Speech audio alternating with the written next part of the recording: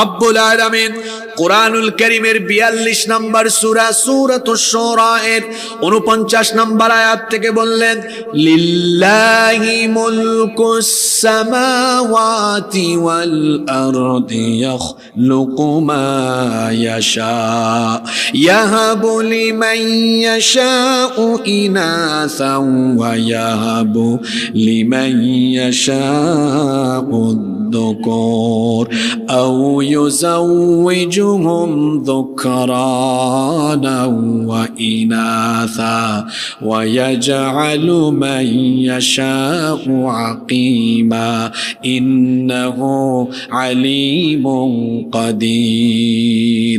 আল্লাহ তাআলা বলছেন, আসমান সমূহ আর জমিনের মালিক আল্লাহ, একমাত্র আল্লাহর। তিনি যা চান তাই সৃষ্টি করতে পারেন। তিনি যাকে ইচ্ছা কন্যা সন্তান দেন। আগে আল্লাহ কন্যা সন্তানের কথা বলেছেন। আল্লাহর পছন্দ হচ্ছে কন্যা সন্তান দেওয়া।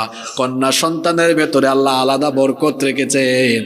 আর আপনাদের পছন্দ হলো ছেলে সন্তান পাওয়া।